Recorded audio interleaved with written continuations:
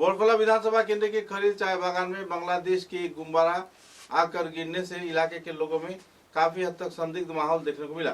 तुरंत पुलिस प्रशासन को जानकारी दी जाने पर पुलिस प्रशासन घटनास्थल पर पहुंची और पता चला कि किसी विद्यालय में रजत जयंती वर्ष उद्यापन कार्यक्रम को लेकर यह गुब्बारा छोड़ा गया था, जो कि बांग्लादेश के सिलेट क्षेत्र से आया था। एकाएक खलील चाय बागान क्षेत्र में गिरने पर लोगों में कुछ हद तक संदिग्ध माहौल खड़ा हुआ। बाद में पुलिस प्रशासन ने संदर्भ में क्षेत्र का दौरा किया और विस्तारित जानकारी भी प्रदान की।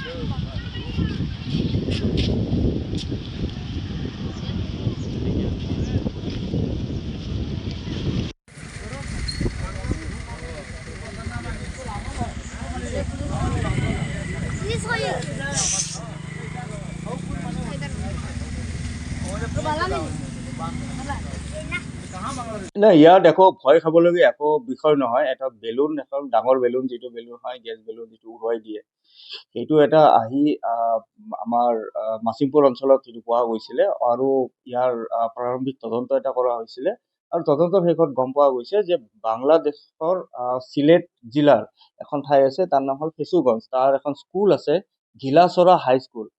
আৰু এই গিলাচৰা হাই স্কুলৰে যিটো মানে তাৰ স্কুলৰ এটা চেলিব্ৰেশ্যন আছিলে, 65 ইয়াৰ চেলিব্ৰেশ্যন, বোধহয় সেইটো চেলিব্ৰেশ্যনৰ মানে এটা পাৰ্ট হিচাপে তেওঁলোকে বেলুন উৰাইছিল আৰু কোনোবা ক্ৰমে সেই বেলুনটো উৰি আহি আমাৰ ইয়াতে আহিল।